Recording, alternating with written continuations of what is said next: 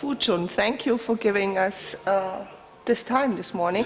It would be great if you could introduce yourself, give us some background, who you are and what you're doing. Thank you, and thank you for this opportunity, for giving me this opportunity to talk. I'm a professor of political economy at Peking University, and concurrently I also serve as the executive dean of the School of Government. Our job partly is for the training of Chinese officials. On the longer term, we also do undergraduate programs.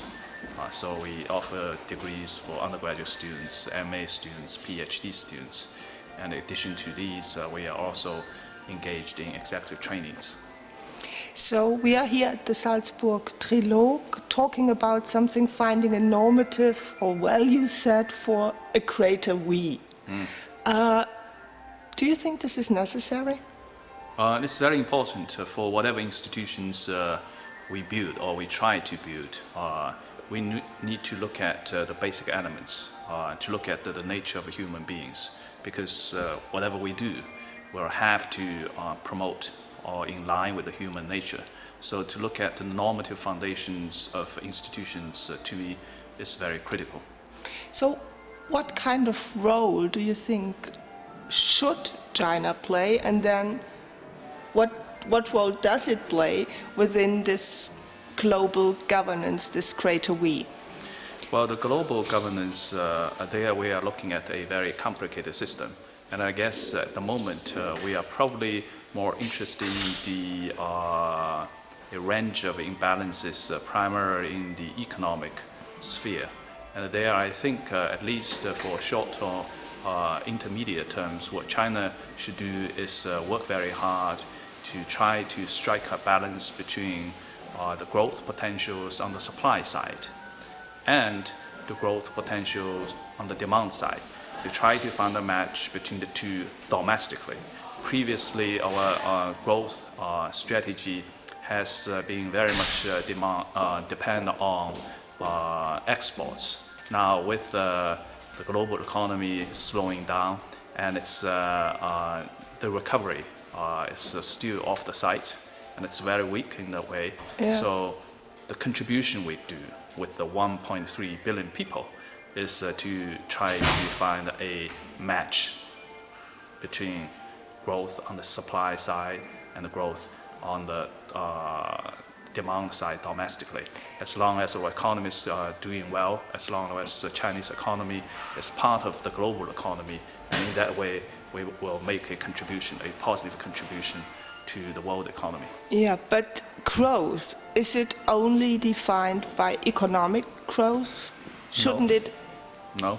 So how would you define this growth?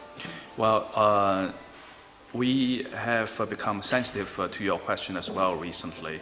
So when back in China, when we see development, development is no longer defined by economic terms. It's solely GDP driven. Development should also be defined to promote human dignity,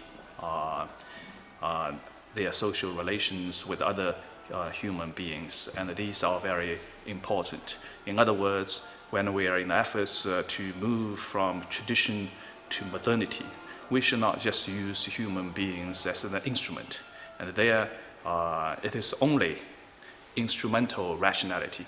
We should also pay attention to value rationality and also procedural and communicative rationality, so that we human beings have a better way under more sophisticated governance structure to relate to each other, to promote the common well-being of the human kind as a whole.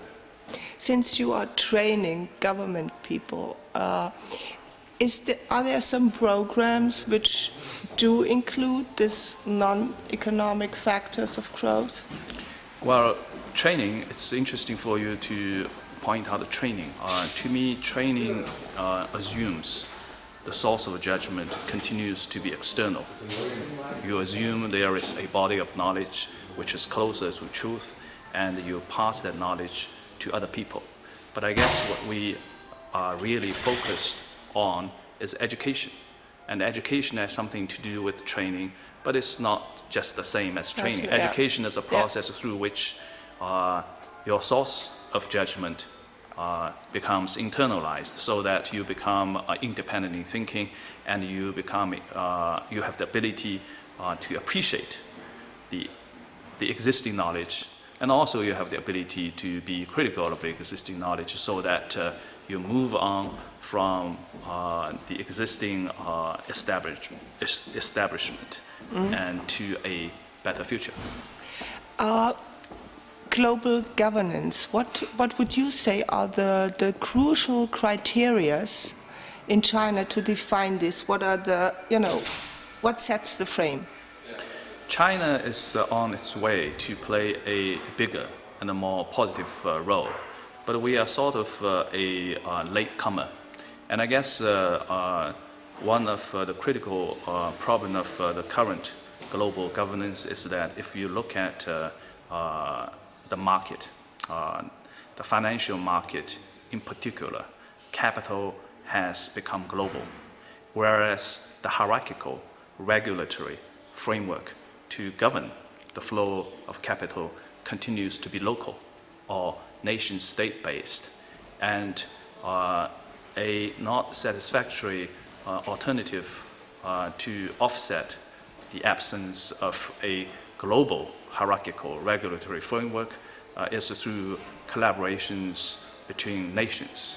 Okay. And so far, in spite of the difficulty that we face, and we should also take a positive note, because the level of cooperation among major economies, to me, has been unprecedented recently.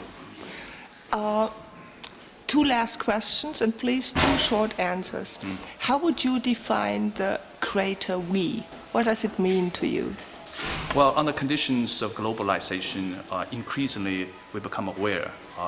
We live on a very small village called the Earth. So in that sense, there is a heightened urgency for us to appreciate its common humanity on this Earth. And what are the major future challenges we are facing? Well, we see a lot of cross-border issues, like the potential dangers of terrorism, pandemics, disease, and also the contagious effects of the flow of money. And these are the common problems, well, and I should not forget to say the global warming. These are the common challenges that we all face, and we must work together to face and to find solutions to those common challenges. And what is your personal most important takeaway so far here from the trilogue? Well, trilogue, there are two things. It's a dialogue among different representatives from different countries, so that gives you a sense of we. The other is it's a trilogue. It's a trilogue between, as the program is described, thought leaders, decision makers, I guess, in the government, in the corporate world, and also the field of arts, civil society. And I think it's very important to have the representatives of the three sides to sit down and to share their assessment of the challenges that we face, and also to share their ideas with respect to the potential solutions that we should engineer to attack these common challenges. Actually, one more thing came into my mind. The role of civil participation. How would you describe the status quo in China about this? Civil participation in policy making. For a smooth functioning modern economy, and even in tradition, China has a very strong tradition of civil society.